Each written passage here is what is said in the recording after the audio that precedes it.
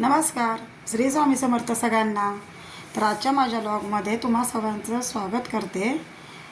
आता हे बघा, आज आहे ना मी तुम्हाला आज रेसिपी म्हणजे अशी आपली की मी रगडा पॅटीस करून दाखवणार आहे तुम्हाला. कारण आपण बाजारामध्ये बाहेर जरी गेलं तर आपण दुकानची वगैरे पाणीपुरी खातो, रगडा वगैरे खातो, बाकीचं काय जे आपलं चाट वगैरे असेल ते आपण खातो. पण कसं असतं ना, बाहेरचं खाल्लं की कधीतरी आपलं पोटही बिघडतं, सारखं बाहेरचं खाणंही चांगलं नसतं.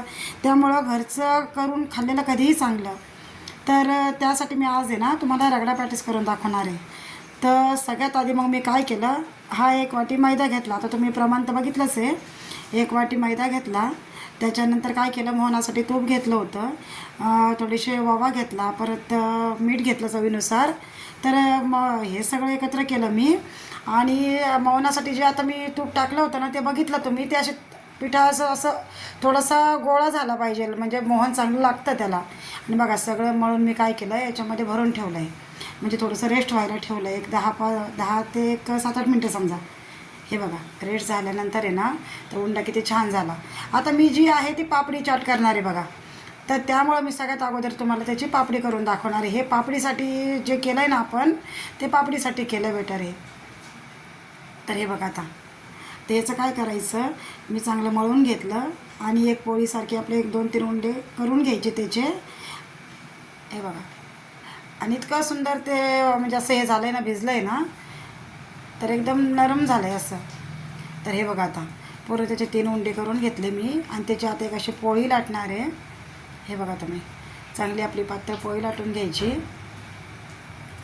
तर कसं असतं ना, बाहेरचं नेहमी नेहमी खाणंही चांगलं नसतं आणि घरची एकदा तुम्ही चाट बी असं करून बघा, खूप छान लागते. आता हे बघा, मी काय केलं, त्याच्या छोट्या छोट्या पुऱ्या करून घेतल्या. अशा पुऱ्या करून घ्यायच्या. आता जे रगडा पॅटीस आहे ना, त्याचं कमीत कमी 3 म्हणजे आरामशीर 3 स्टेप होतात त्याच्या. आता हे बघा, त्याला आहे ना मी काट्याचा जो चमचा आहे ना, त्याने असं छिद्रे पाडून घेतलं आहे. कारण ते का की आपल्याला ती पुरी फुगवायची नाही आहे, पापडी जी आपल्याला कडक करायची आहे. आणि हे जे आता आपण छिद्रे पाडून घेतो आहे ना, त्याने पुरी आपली फुगणार नाही, पण तळल्यानंतर अशी कडक होऊन जाईल. आता हे बघा, सगळं लाटून घेतलं मी. हे बघा, अशा झाल्यात. आणि आता कढईमध्ये तेल ठेवलं. ही माझी लोखंडाची कढई आहे. कढई बरीच मोठी आहे, त्यामुळे तुम्हाला तेल असं थोडंसं दिसत असेल, पण ताईने इतपत व्यवस्थित तेल टाकलं आहे मी. आता हे बघा, पुऱ्या सगळ्या टाकून घेते मी.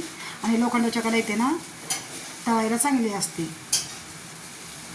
हे बघा, ते सगळे एक एक करून सगळे पुऱ्या मी तळून घेणार आहे.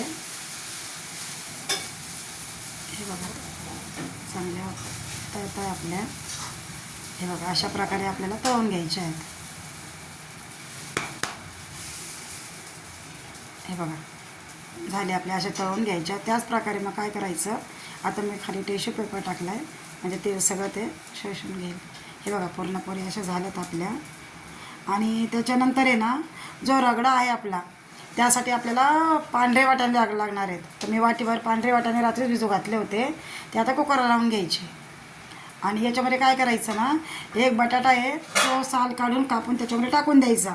म्हणजे आलू चाट म्हणा, किंवा मग हे जे रगडा आहे ना, बटाटा आणि आलू टाकला का रगडा छान होतो आपला. आता याच्यामध्ये बटाटे टाकते मी ते. मग त्याच्यामध्ये काय करायचं, आपल्याला थोडंसं तेलही टाकायचं, शिजायला थोडंसं मीठ टाकायचं, हळद टाकायची. हे बघा, आता हळद टाकले मी, मीठही टाकलं चवीनुसार. आता काही मीठ मी याच्यात टाकते, काही नंतर तयार झालं थोडंसं टाकणार आहे. हे बघा, तेल टाकलं. आणि आता काय करायचं, हे आपल्याला कुकरला लावून द्यायचं. त्याच्या कमीत कमी 4 ते 5 शिट्ट्या घ्यायच्या. आता मी तेवढ्या घेतल्या, म्हणजे एकदम चांगला शिजून निघतो तो. हे बघा, आता लावलं आहे कुकरला.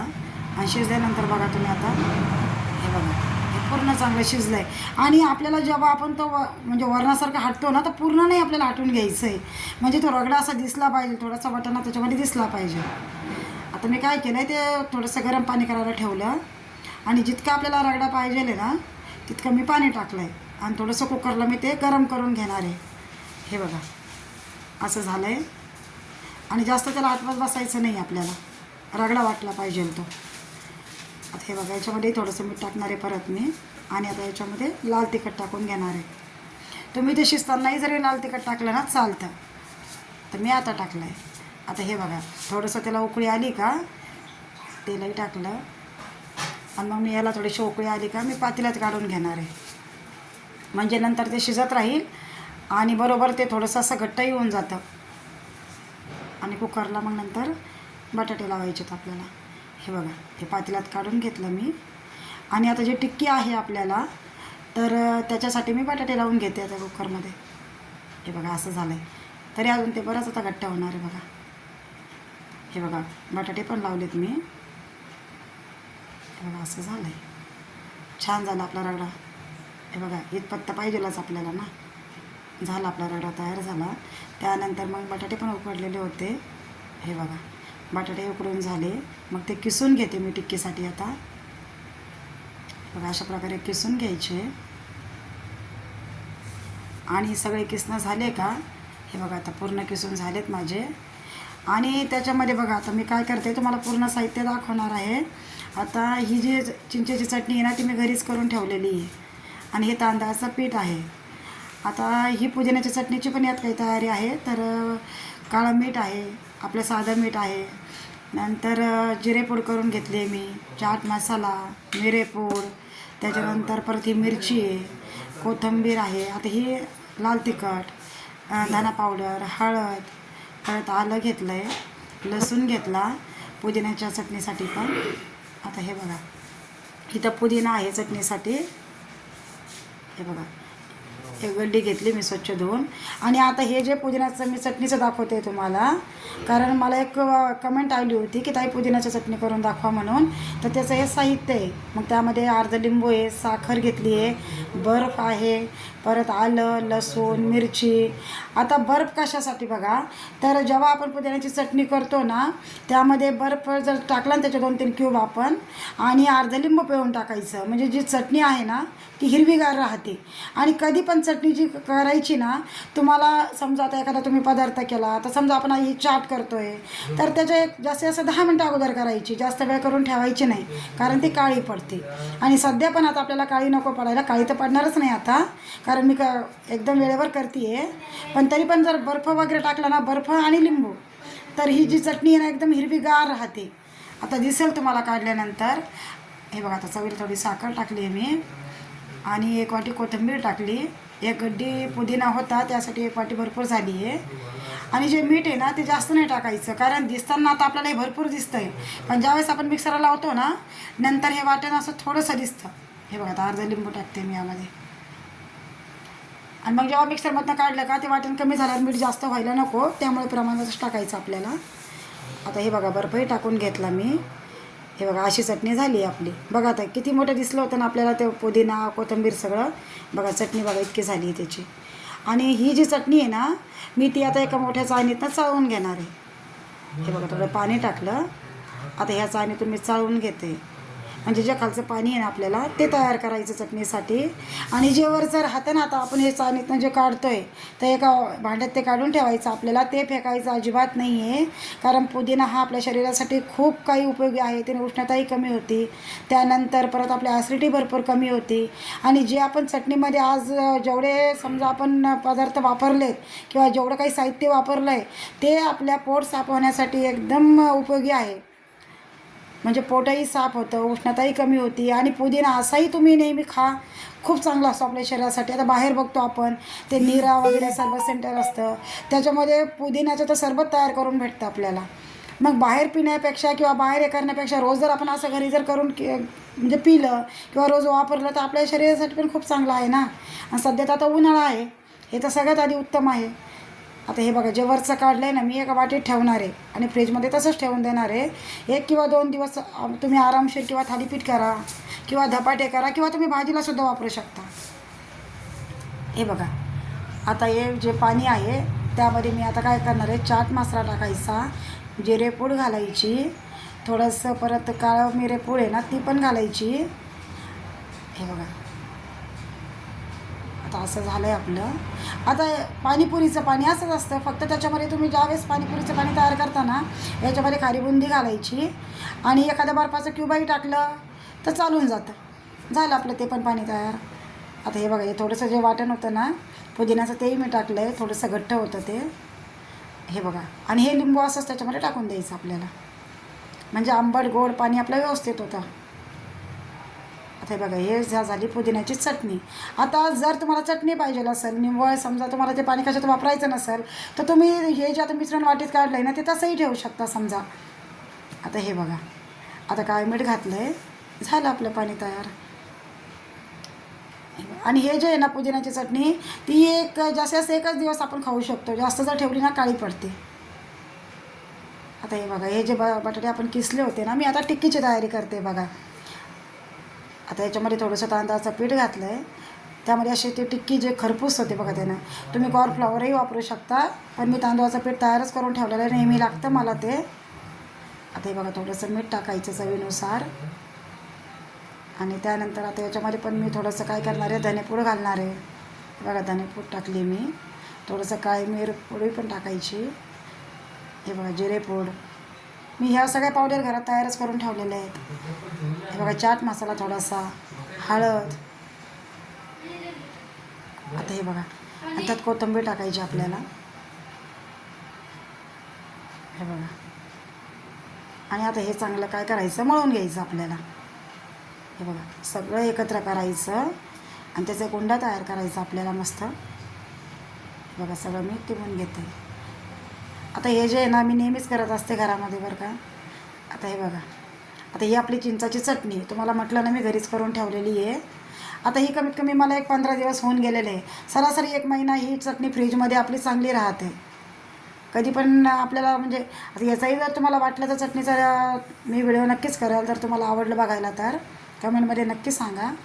आता हे बघा, हे जे दही आहे ना, त्यामध्ये मी पिठी साखर घातली आहे आणि ते फेटून घेतलं होतं. आता आपल्याला काय करायचं आहे, आलू टिक्की केल्यानंतर आपल्याला गार्निशिंगची जी तयारी करायची आहे ना, ते पण मी तुम्हाला साहित्य दाखवणार आहे. आता बघा, दही केलं तयार मी.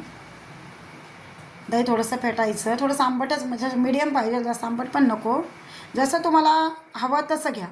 आता हे बघा, हे पूर्ण आता गार्निशिंगची तयारी आहे. तर दही आहे, बारीक शेव, चिंचाची चटणी, पुदिन्याची चटणी, परत आपलं ब्लॅक म्हणजे काळं मीठ, परत ही पापडी बघा, पापडी चाट, आणि याच्यामध्ये कोथिंबीर. हे बघा, आणि परत आपला हा झाला रगडा. झाला आपला. आता हे सगळं तयार झालेलं आहे. आता त्याच्यानंतर मी तुम्हाला काय करते, टिक्क्या दाखवते. आता जे आपण मिश्रण तयार केलं होतं ना, त्याच्या अशा छोट्या छोट्या टिक्क्या तयार करायच्या आणि थोडंसं हे तांदूळाचं पीठ घेऊन त्याच्यामध्ये आपल्याला हे बघा असं डीप फ्राय करायचं. डीप केलं का मग ते तव्यावर तेल टाकायचं आणि फ्राय करून घ्यायचं. आपल्याला मधोमध तेल टाकायचं आणि थोडंसं तेलामध्ये असं बुडवून ना ते साईडला करायचं, म्हणजे ते आपल्याला फ्राय करून किंवा असं भाजून घ्यायच्या. हे बघा, आता असं तयार करते मी. हे बघा, आजचा व्हिडिओ जरा मोठा केला आहे मी, कारण तुम्हाला पूर्ण मला स्टेप दाखवायच्या होत्या. जर तुम्ही अशा पद्धतीने रगडा केला ना, तर बाहेर जायची आपल्याला गरजही पडत नाही. आणि बाहेर गेलं ना, आता समजा आता हे जे आपण ताजं केलं आहे, जे आता आपण बटाटे वगैरे वापरले, सगळं मिश्रण आपण ताजं करून घेतलेलं आहे, आपण वेळेवर केलेलं आहे. पण कधी कधी काय होऊन जातं ना, ह्या लोकांना कसं असतं, त्यांचा एक ते आता बिझनेस तयार झालेला असतो, मग त्यांना वेळेवर इतकं करणं पॉसिबल नसतं, म्हणून ते आधीच तयार करून ठेवतात. मग आता ठीक आहे ना, एरवी हिवाळा पावसाळ्याचं तरी त्याचं काही वाटत नाही, पण उन्हाळ्यामध्ये काय होऊन जातं, कधी कधी त्याला असं इटक वासा असतो, कधी आपलं पोट बिघडू शकतं, मग आपल्याला त्रास होतो. त्यामुळं काय करायचं, आपलं एकदा हे व्यवस्थित समजून घेऊन घरी जर केलं ना, तर बाहेर जायची गरज पडत नाही. आता असं तसं एरवी आपल्याला बाहेर खायला आवडतं, पण आठवड्यातून एकदा, महिन्यातून एक किंवा 2दा ते ठीक आहे, पण उन्हाळ्याचं तर बाहेरचं अजिबातच खाऊ नका असं मला तरी वाटतं. आता हे बघा, टिक्के आपलं किती छान फ्राय होत आहे बघा. म्हणजे तांदळाचं पीठ आपण स्टफिंगमध्ये पण टाकलं होतं आणि असंही लावतो आहे ना, त्याने जी टिक्की आहे ना एकदम खरपूस होते अशी. हे बघा, इतकी सुंदर. 2-3 वेळेस काय करायचं, खालीवर त्याला भाजत राहायचं. हे बघा, अशी तयार होती आपली टिक्की. चांगलीशी भाजून घ्यायची आपल्याला ती. झालं बघा, आता टिक्की तयार झाली. आता करते मी प्लेटिंग. हे बघा, आता जेवढं तुम्हाला दाखवलं होतं ना, ते सगळं मी आता हे बघा त्याच्यामध्ये कांदा घेतला, कांदा ॲड करायचा राहिला होता, कांदा घेतला, टोमॅटो घेतलं. आता हे परत एकदा दाखवते मी तुम्हाला, कारण प्लेटिंग करायची आहे आता आपल्याला. कांदा टोमॅटो नंतर चिरून घेतलं परत. हे बघा, ते असं सगळं दाखवलं आहे तुम्हाला, एकदा नीट बघून घ्या. तुम्हाला मी समजून म्हणजे घेण्यासाठी पण मी एकदा तुम्हाला व्यवस्थित दाखवलं आहे. आता हे बघा मी करते प्लेटिंगची तयारी. तर प्लेटमध्ये मी दही घेतलं आहे, त्यामध्ये एक टिक्की ठेवली आणि जी आपली पापडी होती ना ती पूर्ण अशी बारीक करून टाकायची, तुम्हाला हवी तशी समजा. हे बघा मी थोडी मोठी मोठीच ठेवली आहे, म्हणजे ते छान वाटतं जरा असं नंतर. हे बघा आता मी दही, टिक्की आणि पापडी टाकली त्याच्यावर. आता रगडा टाकला आहे. हे बघा आता त्याच्यानंतर चिंचाचं पाणी घालायचं त्याच्यावर. तुम्हाला आंबट गोड तुमच्या चवीनुसार आहे, इच्छेनुसार आहे. हे बघा आता पुदिन्याचं पाणी आहे ना मी थोडंसं असंच ठेवलं आहे, कारण तो रगडा जो आहे तो आपल्याला पातळ. आता जे आहे ना मी पुदिन्याचं पाणी का पातळ ठेवलं, तर रगडा आपल्याला पातळ छान लागतो ना. हे बघा याच्यामध्ये काय केलं आहे, धनेपूड, मिरेपूड, त्याच्यानंतर परत चाट मसाला, लाल पावडर, त्याच्यानंतर मीठ, काळं मीठ. आता हे बघा सगळं टाकलं मी त्याच्यावर. आणि हे बघा आता परत त्याच्यामध्ये बारीक चिरलेला कांदा, टोमॅटो हे घालायचं त्याच्यामध्ये. हे बघा आणि वरतून आहे ना बारीक शेव टाकायची. आता हे बघा अशी बारीक शेव. हे बघा आता आपण कसं बाहेर खायला जर गेलो तर मग आपल्याला पातळ जर हवा असेल तर आपण परत रिपीट रगडा घेतो ना, त्यामुळे सगळं काही थोडंसं पातळ ठेवलं ना तर असंही छान लागतं. तर हे बघा झाला आपला रगडा तयार. आवडला असेल तर नक्की सबस्क्राईब करायला विसरू नका.